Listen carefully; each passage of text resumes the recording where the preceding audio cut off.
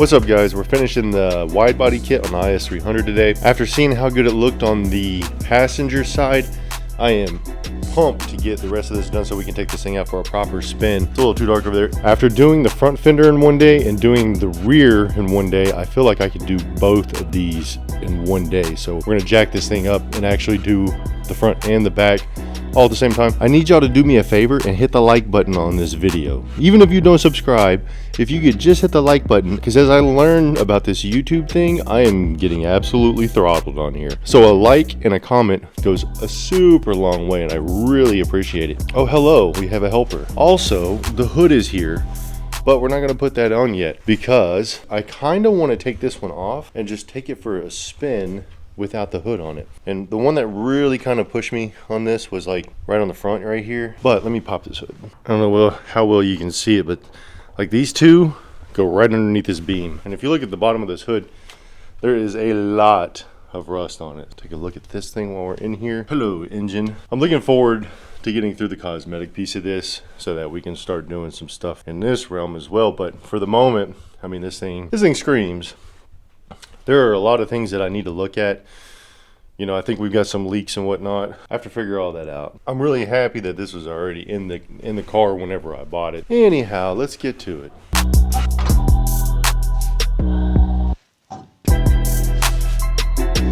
Shout out to my wife for bringing me a Route 44. Today's video is sponsored by Sonic. I'm kidding, I suck. Why would anybody sponsor me? All right, let's make these cuts.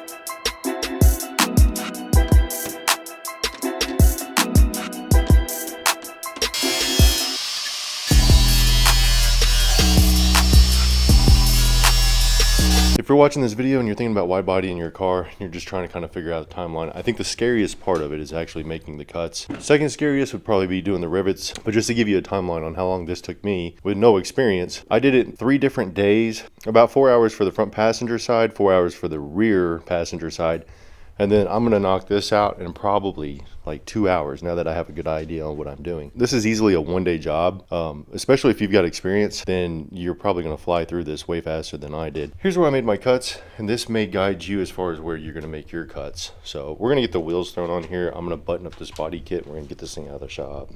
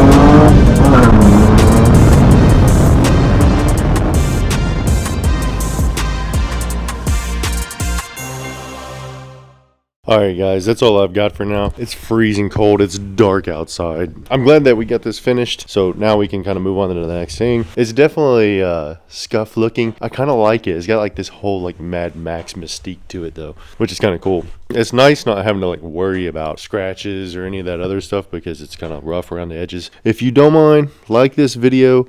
If you're not subbed, sub if you would like to. If not, I understand. But if you want to help me get out there, drop a comment as well. Thank you guys for watching. Have a great rest of the night.